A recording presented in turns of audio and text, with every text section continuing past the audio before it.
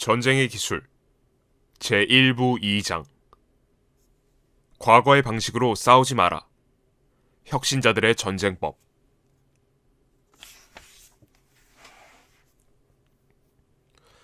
천하무적 프로이센 군대의 패배.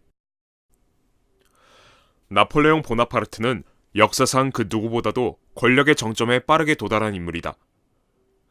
1793년 나폴레옹은 프랑스 혁명군의 대위에서 준장으로 진급했다. 이탈리아 원정군 사령관으로 임명된 1796년, 그리고 3년 후 두 차례에 걸쳐 오스트리아를 격파했다. 1801년에 제1대통령, 1804년에 황제가 되었다. 1805년 아우스터리츠 전투에서는 오스트리아, 러시아 동맹군에게 굴욕적인 패배를 안겨주었다. 많은 이들에게 나폴레옹은 위대한 장군, 이상이었다. 그는 천재이자 전쟁의 신이었다. 하지만 모두가 그렇게 생각한 것은 아니었다. 프로이센의 장군들은 나폴레옹이 단지 운이 좋았을 뿐이라고 생각했다.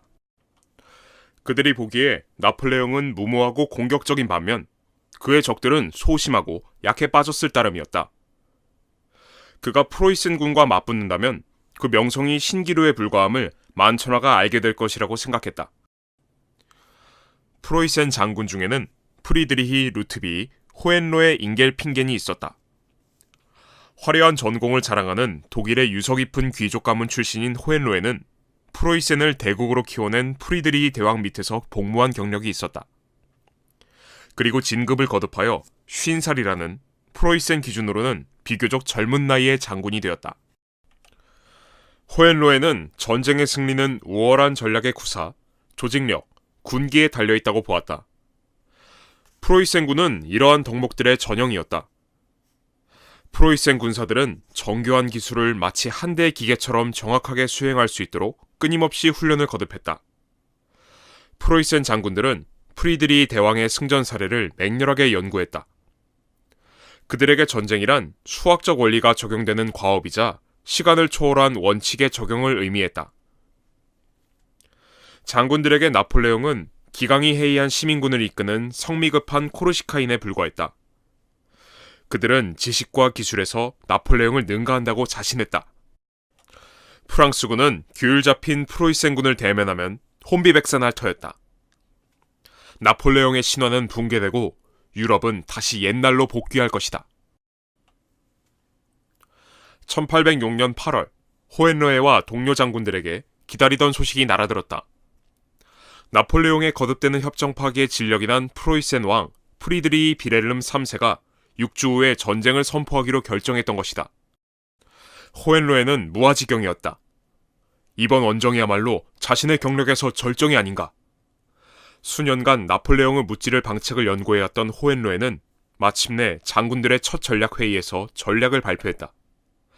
한치 오차 없는 행군을 통해 완벽한 각도를 이루는 위치를 확보하여 프로이센 남부를 통과하면서 전진하는 프랑스군을 공격한다는 것이었다. 프리드리히 대왕이 즐겨 구사했던 사선 전투 대형의 공격으로 적들에게 치명타를 가할 것이다. 60대나 70대에 이르는 다른 장군들도 그들 나름의 계획을 발표했지만 모두 프리드리히 대왕 전술의 변형에 불과했다. 논의는 논쟁으로 변질되었다. 그렇게 몇 주가 흘러갔다. 결국 왕이 개입하여 장군 모두를 만족시키는 절충 전략을 도출해야만 했다. 영광의 시절이 다시 오리라는 기대가 전국을 휩쓸었다. 장군들은 자신의 전략이 적에게 새어나갔다는 사실을 깨달았지만 프로이센군의 전쟁 기계는 이미 작동에 들어갔다. 10월 5일 프로이센 왕이 전쟁을 선포하기 며칠 전 장군들은 당혹스러운 소식을 접했다. 정찰대에 따르면 분산되어 있는 줄 알았던 나폴레옹의 군대가 서쪽으로 진군하여 본대와 합류한 뒤 프로이센 남부 깊숙이 모여들었다는 소식이었다. 정찰대를 이끄는 대위는 프랑스 군사들이 등에 배낭을 짊어지고 행군 중이라고 보고했다. 프로이센군이 물자를 보급하기 위해 느려 터진 짐수레를 이용하는 반면 프랑스군은 보급품을 각자가 소지하여 놀랄만한 속도와 기동력으로 이동하고 있던 것이었다. 장군들이 계획을 수정할 겨를도 없이 나폴레옹 군대는 북쪽으로 급선회하여 프로이센의 심장부인 베를린을 향해 진격했다. 장군들은 갑론을박, 우왕좌왕하면서 공격 지점을 찾지 못한 채 군대를 이리저리 이동시키고 있었다. 공포감이 엄습했다. 마침내 왕은 퇴각을 명했다. 북부에서 부대를 재집결한 후 베를린으로 진격하는 나폴레옹군의 측면을 치겠다는 생각이었다. 호헨로에는 퇴각하는 프로이센군을 보호하는 후위대를 맡았다. 10월 14일 예나 부근에서 나폴레옹과 호헨로에는 맞닥뜨렸다. 호헨로의 입장에서는 바라마지 않던 결전을 드디어 맞이한 것이었다. 양측 병력의 숫자는 동등했지만 상대인 프랑스군은 체계도 없이 무턱대고 전투하다가 여차하면 도망갈 기강이 해이한 병력인 반면 호헨로의 자신은 휘하 부대가 엄격한 지휘 체계를 준수케 했고 군사들을 마치 발레단처럼 일사불란하게 지휘하지 않았던가. 전투는 막상막하였지만 마침내 프랑스군이 피어첸 하일리겐 마을을 점령했다. 호헨로에는 마을을 탈환하도록 부대에 명했다. 프리드리 대왕 시절의 의식대로 군악대 장교가 북으로 구령박제를 연주하면 프로이센 병사들은 군기를 휘날리며 헤쳐 모이면서 완벽한 대열을 갖추었다. 하지만 그들은 탁 트인 평지에 있었고 나폴레옹 군사들은 정원 벽 뒤나 집 지붕 위에 있었다. 그들에게 프로이센군은 볼링핀처럼 차례로 모조리 넘어가기 딱 좋은 손쉬운 관역이었다.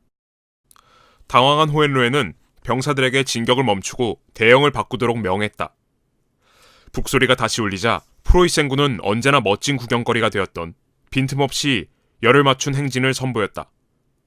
그러나 프랑스군은 사격을 계속 퍼부어 프로이센군 대열을 무너뜨리며 그들을 사륙해버렸다.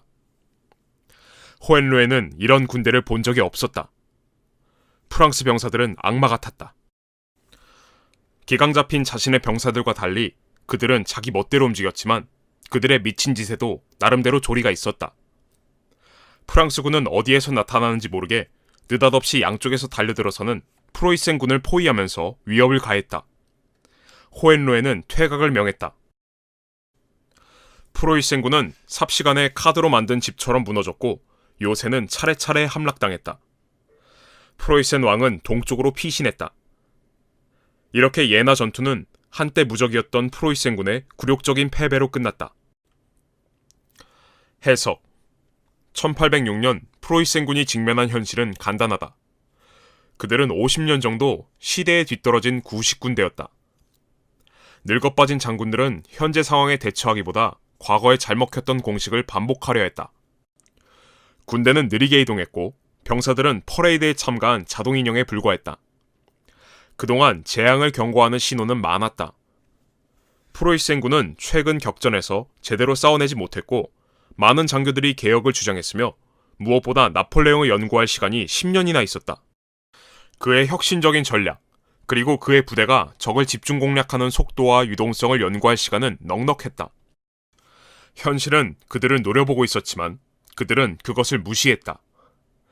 스스로의 운명을 나폴레옹에게 내맡긴 셈이다. 프로이센 군대의 패배를 그냥 흥미로운 역사적 사례로만 여길지 모르겠지만 사실은 우리 역시 그들과 같은 방향으로 행진하고 있는 듯하다. 개인과 국가를 제한하는 것은 현실과 직면하는 능력, 즉 사물을 있는 그대로 보는 능력의 부재다. 우리는 성장하면서 더욱더 과거에 집착한다. 해묵은 습관이 우위를 점하고 전에 잘 먹혀들었던 그 무엇이 우리를 현실로부터 보호하는 조개 껍데기, 즉 교리가 되어버린다. 반복이 창의력을 대체한다. 그런데도 자신이 이런 행동 방식을 취한다는 사실을 거의 깨닫지 못하는데 그것은 이 과정이 우리의 마음속에서 일어나기 때문에 거의 알아채기 불가능한 탓이다. 그런데 갑자기 젊은 나폴레옹, 즉 전통에 개념치 않고 새로운 방식으로 싸우는 어떤 사람이 우리의 행로를 가로지르는 것이다. 그제야 우리는 우리의 생각과 반응이 시대에 뒤처져 있음을 깨닫는다. 과거의 성공들이 미래에도 당연히 계속될 것이라고 생각하지 마라. 실제로는 과거의 성공이야말로 가장 큰 장애물이다. 모든 전투, 모든 전쟁은 다르다. 예전에 통했던 것이 오늘도 통하리라고 가정해서는 안 된다. 과거와의 끈을 끊고 현재를 향해 눈 떠야 한다. 당신은 과거와의 전쟁과 싸우려는 성향 때문에 결국 최후의 전쟁을 맞이할지도 모른다.